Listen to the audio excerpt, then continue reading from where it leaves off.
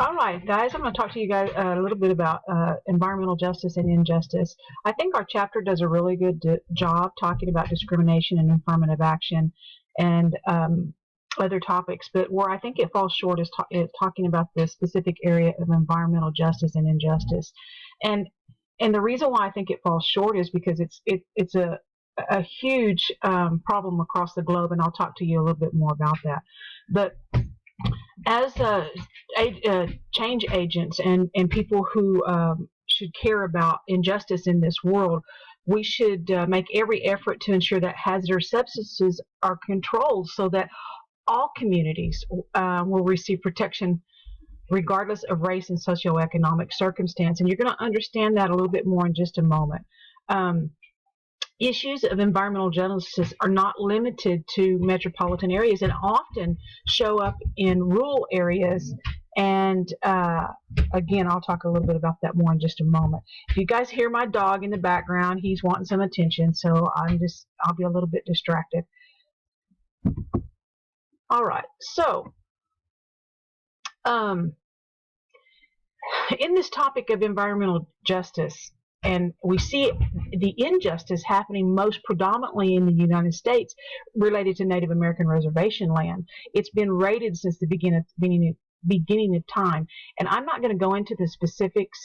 You can look that up yourself, and it could be a topic for our discussion if you're so inclined. Tribal lands regarded as dumping grounds for toxic waste that go to the highest bidder. And something that goes along with that, our nation has sold those our tribal lands to the highest bidder and reap the rewards off of that. And New Mexico has been a huge victim of that, especially in the Four Corners area.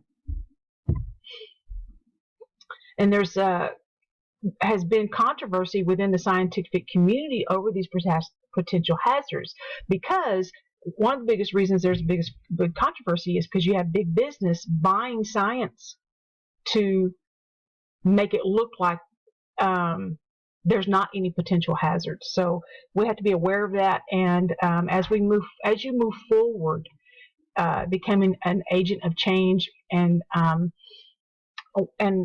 looking at cultural diversity and wanting an equitable society, we need to be very, very cognizant of what big business can buy.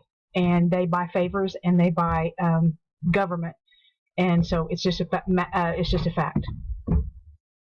The complexity of the issue in terms of the social class and race are apparent. I mean,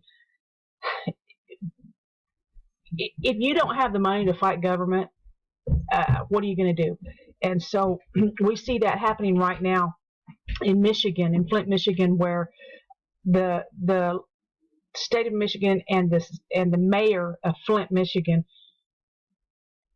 decided to save money and divert water away from where they were buying it and buying it from the river there, and we see lead poisoning happening. And Flint, Michigan is a very poor town, because they've lost industry and predominantly the automotive industry. And so you might want to look that up too. That could be part of your discussion question. So in 1994, there was an executive order that required all federal agencies to ensure that low income and minority communities have access to better information about their environment and have an opportunity in shaping government policies that affect their community's health. Now, if you look at the Flint, Michigan situation, or if you look at the movie about Erin Brockovich, I would beg to differ that people in poor communities have very much effect on government policy. And so it's just a fact, and you need to decide if you want to help do something about that. There's been a long history of U.S. and global environmental injustices. Again, I want you to think about the Four Corners area in the uranium industry. Look at the Akwesasne's toxic turtles. I can't say that word. It's a tribe. It's a Native American tribe in the Northeast, up in the New York area.